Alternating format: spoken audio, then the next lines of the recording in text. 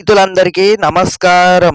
ఇంకా ఎవరైతే కొత్త వాళ్ళు ఎవరైతే ఛానల్ని సబ్స్క్రైబ్ అయితే చేసుకోలేదో త్వరగా వెళ్ళైతే సబ్స్క్రైబ్ అయితే చేసుకోండి. అలాగే ఈ వీడియో ఏదైతే ఉందో ప్రతి ఒక్క రైతుకి కూడా ఉపయోగపడుతుందన్నమాట.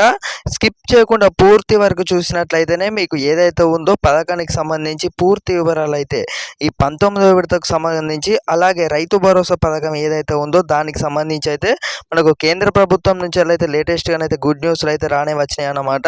అలాగే రాష్ట్ర ప్రభుత్వం నుంచి కూడా ఇక్కడ చూసుకోవచ్చు, పిఎం కిసాన్ ఇన్స్టాల్మెంట్ ఆ రైతులకే భారీ షాక్ అన్నమాట. పిఎం కిసాన్ డబ్బులు ఖచ్చితమైన చర్యలు కూడా చేపడుతున్నారు. ఇప్పుడు ఎవరైతే పిఎం కిసాన్ లబ్ధిదారులు ఎవరైతే ఉన్నారో వాళ్ళందరికీ కూడా వీడియోనైతే తప్పకుండానైతే ఉపయోగపడుతుంది. ఇప్పుడు మనకు 19వ విడత ఇన్స్టాల్మెంట్ ఏదైతే ఉందో ఫిబ్రవరి 2005లో ఇచ్చే అవకాశం అయితే ఉందని అయితే స్పష్టం అయితే చేయడం అయితే జరిగింది.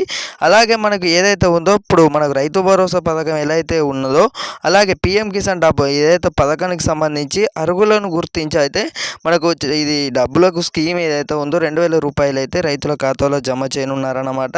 మనకైతే కొన్ని నిర్ణయాలు అయితే తీసుకొని ఉంది రాష్ట్ర ప్రభుత్వం. అలాగే కేంద్ర ప్రభుత్వం ఏదైతే ఉందో కేంద్ర ప్రభుత్వాన్ని చూసి రాష్ట్ర ప్రభుత్వం అయితే మనకు కొన్ని నిబంధనలను అయితే చేపడుతుందన్నమాట. మనకు అందరికీ తెలిసిన విషయమే, ఎవరైతే ఇప్పుడు పొలం సాగు చేస్తున్నారో వారికి మాత్రమే పిఎం కిసాన్ డబ్బులు కానివ్వచ్చు. అలాగే ఇప్పుడు తెలంగాణలో ఉన్న రైతులకు 10 ఎకరాల వరకు అయితే రైతు భరోసా పథకానికి సంబంధించి లిమిట్ అయితే పెట్టడం అయితే జరిగింది. మీకు ఇన్ఫర్మేషన్ అయితే నచ్చిందని అయితే అనుకుంటున్నాను. అలాగే ఇక్కడ చూసుకోవచ్చు, రైతు భరోసాకు ఆన్లైన్ అప్లికేషన్లు అయితే మొదలైతే చేయడం జరిగింది.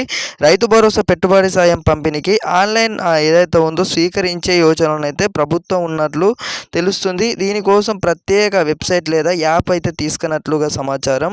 కేవలం సాగు భూములకే చేయనుంది. వీటి గుర్తింపులు ఇవాళ విషయమై బట్టి అధ్యక్షమైన సబ్ కమిటీలోనైతే మాట్లాడడం అయితే జరిగిందన్నమాట. మనం నిన్ననైతే సబ్ కమిటీలోనైతే మాట్లాడడం జరిగింది. ఇన్ఫర్మేషన్ తెలియని రైతులకు కూడా ప్రతి ఒక్క రైతుకు కూడా వాట్సాప్ గ్రూపులలోనైతే షేర్ చేయండి. ఇక్కడ చూసుకోవచ్చు, మనకి ఇప్పుడు పిఎం కిసాన్ డబ్బు లబ్ధిదారులు ఎవరైతే ఉన్నారో వాళ్ళందరికీ కూడా కొన్ని నిర్ణయాలు అయితే నిబంధనలు అయితే పెట్టడం జరిగిందనమాట.